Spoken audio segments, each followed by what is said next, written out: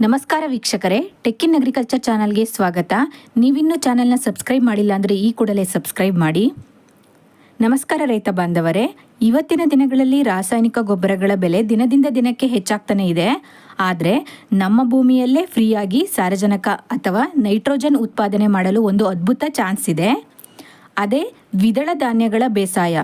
ಹೌದು, ಅಲಸಂದಿ, ತೊಗರಿ, ಸೋಯಾಬೀನ್, ಕಡಲೆ ಮತ್ತು ಹೆಸರು ಅಥವಾ ಉದ್ದಿನ ಬೆಳೆಗಳು ಗಾಳಿಯಲ್ಲಿರುವಂತಹ ಸಾರಜನಕವನ್ನು ಹೀರ್ಕೊಂಡ್ಬಿಟ್ಟು ಮಣ್ಣಿನಲ್ಲಿ ಫಿಕ್ಸ್ ಮಾಡ್ತವೆ.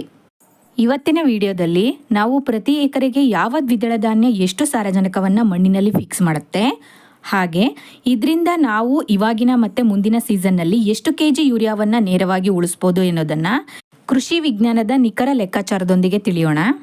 ಲೆಕ್ಕಾಚಾರಕ್ಕೆ ಹೋಗೋದಕ್ಕಿಂತ ಮುಂಚೆ ನಾವು ಒಂದು ವಿಷಯನ ನೆನ್ಪಿಟ್ಕೊಳ್ಬೇಕು.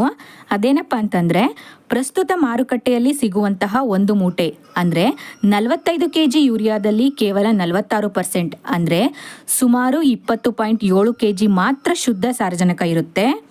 ಅಂದರೆ ಸರಳವಾಗಿ ಹೇಳೋದಾದರೆ 1 kg ಶುದ್ಧ ಸಾರಜನಕದಲ್ಲಿ ಭೂಮಿಗೆ ಕೊಡಲು ನಮಗೆ ಸರಿಸುಮಾರು 2.17 kg ಯೂರಿಯಾ ಗೊಬ್ಬರ ಬೇಕಾಗುತ್ತೆ.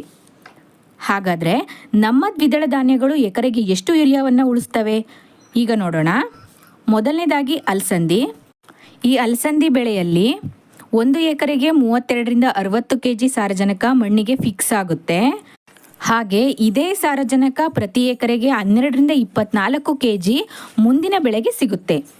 ಪ್ರಸ್ತುತ ಸೀಸನ್ನಲ್ಲಿ 70ರಿಂದ 130 kg ಅಂದರೆ ಸುಮಾರು 1.5ರಿಂದ 3 ಮೂಟೆಯಷ್ಟು ಯೂರಿಯಾ ಉಳಿತಾಯ ಆಗುತ್ತೆ.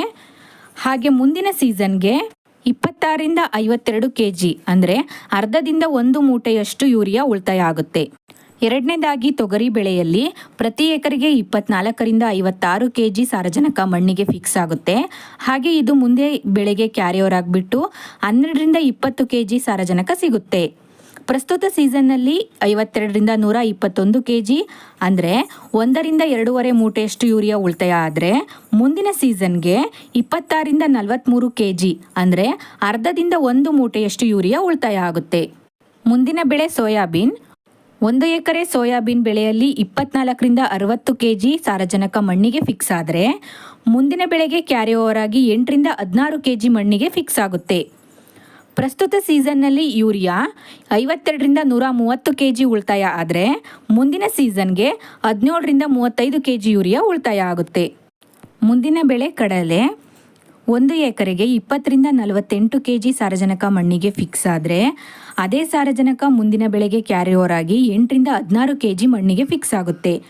ಪ್ರಸ್ತುತ ಸೀಸನ್ನಲ್ಲಿ 43ರಿಂದ 104 kg ಅಂದರೆ ಸುಮಾರು 1ರಿಂದ 2 ಮೂಟೆಯಷ್ಟು ಯೂರಿಯಾ ಉಳಿತಾಯ ಆದರೆ ಮುಂದಿನ ಸೀಸನ್ಗೆ 17ರಿಂದ 35 kg ಯೂರಿಯಾ ಉಳಿತಾಯ ಆಗುತ್ತೆ. ಮುಂದಿನ ಬೆಳೆ ಹೆಸರು ಮತ್ತು ಉದ್ದು. 1 ಎಕರೆಗೆ 16ರಿಂದ 32 kg ಸಾರಜನಕ ಮಣ್ಣಿಗೆ ಫಿಕ್ಸ್ ಆಗುತ್ತೆ.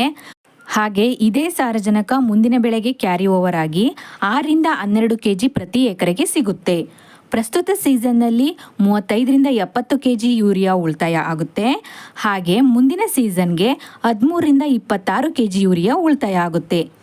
ರೈತರೇ, ಈ ಲೆಕ್ಕಾಚಾರವನ್ನು ಸೂಕ್ಷ್ಮವಾಗಿ ಗಮನಿಸಿ. ನೀವು ಕೇವಲ 1 ಎಕರೆಯಲ್ಲಿ ದ್ವಿದಳ ಧಾನ್ಯ ಬೆಳೆದ್ರೆ ಆ ಸೀಸನ್ಗೆ ಕನಿಷ್ಠ 1ರಿಂದ 3 ಮೂಟೆ ಯೂರಿಯಾ ಗೊಬ್ಬರ ಕೊಡೋದು ತಪ್ಪುತ್ತೆ. ಅಷ್ಟೇ ಅಲ್ಲ, ಈ ಬೆಳೆಗಳನ್ನು ಕಟಾವು ಮಾಡಿದ ನಂತರವೂ ಮಣ್ಣಿನಲ್ಲಿ ಕ್ಯಾರಿ ಓವರ್ ರೂಪದಲ್ಲಿ ಸಾರಜನಕ ಉಳಿದಿರುತ್ತೆ. ಅಂದರೆ ಮುಂದಿನ ಸೀಸನ್ನಲ್ಲಿ ನೀವು ಅದೇ ಜಮೀನಿನಲ್ಲಿ ಜೋಳ, ಭತ್ತ, ರಾಗಿ ಅಥವಾ ಹತ್ತಿ ಬೆಳೆದ್ರೆ ಆ ಬೆಳೆಗೆ ನೀವು ಹಾಕಬೇಕಾದಂತಹ ಯೂರಿಯಾದಲ್ಲಿ ಕನಿಷ್ಠ ಅರ್ಧದಿಂದ 1 ಮೂಟೆಯಷ್ಟು ಯೂರಿಯಾವನ್ನು ನೇರವಾಗಿ ಕಡಿಮೆ ಮಾಡಬಹುದು. ಇದರಿಂದ ನಿಮ್ಮ ಜೇಬಿನ ಹಣ ಉಳಿತಾಯ ಆಗುತ್ತೆ ಮತ್ತು ಮಣ್ಣಿನ ಸೌರಭ ಹಾಗೂ ಫಲವತ್ತತೆಯೂ ಕೂಡ ಹೆಚ್ಚುತ್ತೆ. ಹಾಗಾಗಿ ನಿಮ್ಮ ಬೆಳೆ ಪದ್ಧತಿಯಲ್ಲಿ ವರ್ಷಕ್ಕೆ ಒಮ್ಮೆಯಾದರೂ ಕೂಡ ದ್ವಿದಳ ಧಾನ್ಯವನ್ನು ಮಿಶ್ರ ಬೆಳೆಯಾಗಿ ಅಥವಾ ಆವರ್ತನ ರೂಪದಲ್ಲಿ ಕಡ್ಡಾಯವಾಗಿ ಬೆಳೆಯಿರಿ.